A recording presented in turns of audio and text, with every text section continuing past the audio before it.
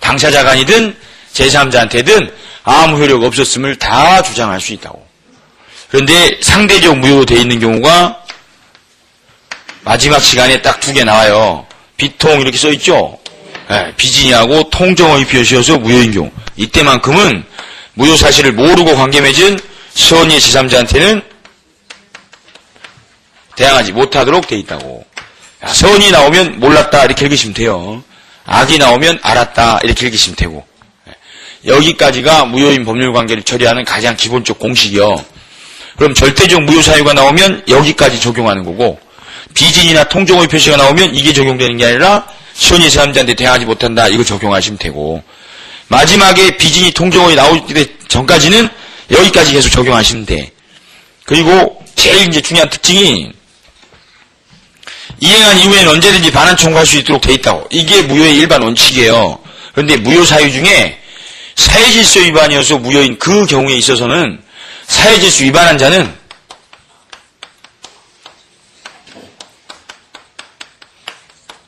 반환 청구 못하게 돼 있다고.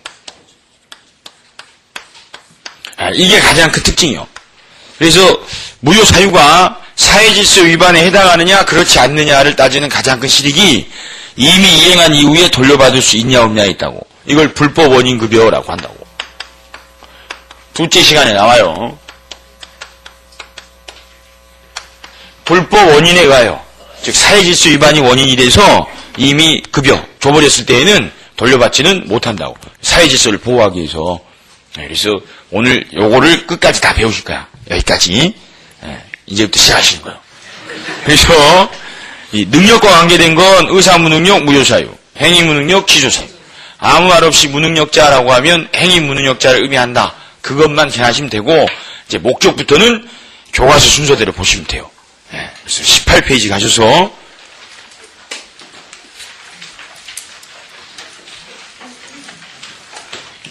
근본 2번의 법률행위의 목적.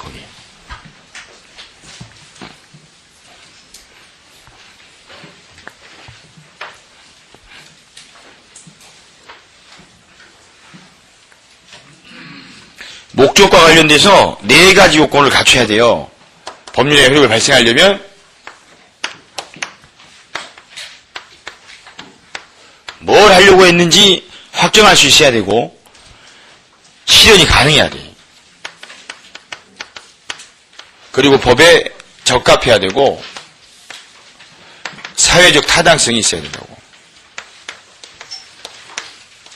이렇게 해서 4가지 요건을 모두 갖춰야 효력이 발생해.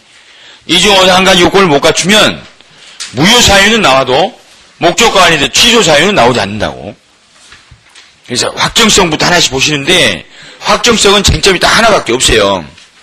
확정 가능성을 의미한다고. 그래서 18페이지 맨 밑에 1번 목적의 확정 그 제목 옆에다가 확정 가능성 이렇게 한마디만 써놓으시면 돼.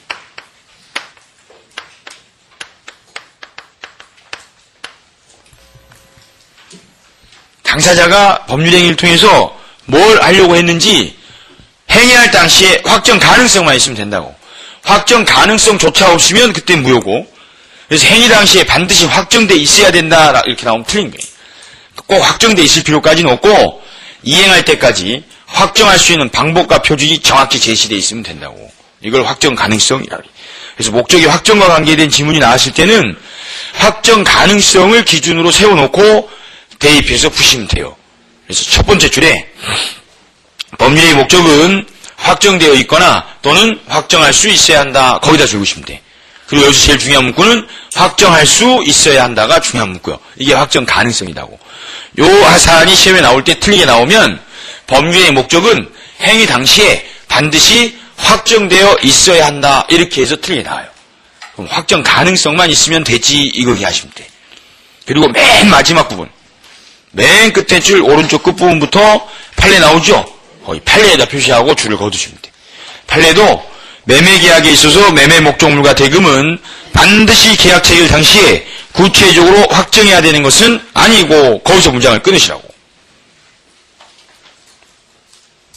차후에라도 구체적으로 확정할 수 있는 방법하고 기준이 정해져 있으면 족하다라고. 요 판례 사건이 시험에 나오면 아니고에서 끊어놓은 데 있죠? 거기까지 시험 지문에 나올 거라고. 끝까지 나오면 너무 길잖아. 안 길어 보여? 겁나 길어. 이대로 원문대로 나오면 2줄 반이 넘는다고. 그래서 아니고까지 끊어서 나올 거예요. 즉 매매 당시에 매매 목적물과 대금은 반드시 구체적으로 확정하여야 한다. 이렇게 해서 튀게 나올 거라니까. 그럼 또 내 생각하면 그렇지. 뭘 팔고 얼마 줄지 확정이 돼야지 하는 순간이 못 풀어. 내 생각 들어가면 안 되니까 확정과 관계된 사안이 시험지문에 나오면 그대로 보지 말고 확정 가능성을 떠올리고 대입을 하셔야 돼. 그래야 실수를 안 하신다고. 그래서 확정 가능성만 있으면 되고 확정 가능성이 없을 시에는 무효다. 이렇게 정리를 하시면 된다고. 그리고 저희가 일요일에 한번 계약법까지 쭉 수업을 했어요. 그러면서 일일 정리한 걸 드렸고 수업한 다음에 책에 가서 다 읽으면 힘드니까 줄을 거드렸다고. 꼭 보셔야 될 부분만. 네. 그러니까 지금 3월에 처음 오신 분들은 제가 이렇게 찾아드리긴 해. 그래도 책 찾는 것도 굉장한 일이거든요. 순간순간 놓칠 수가 있다고. 그러면 옆에 책을 딱 상태를 보면 느껴져. 아, 이 사람이 수업을 충실하게 들은 사람인지 가방 운동만 한 사람인지 느껴진다고. 그럼 잘 살펴서 옆 사람을 보고 아, 줄을 참 정갈하게 잘 거진 책 같다. 그러면 쉬는 시간에 잠깐씩 빌려서 미리 굵은 거라 또 이렇게 옮겨서 거두면 수업 듣기 좀 편하실 거 아니요. 아니 그건 본인의 선택이야. 그렇게 하면 좀 편할 거라는 거지. 그런데 책을 빌려왔어. 근데 줄이 다 거 있어. 그 책은 다시 돌려주셔야 돼. 그리고 근처에 앉으시면 안 돼. 그분은 혼자 독학한 거야.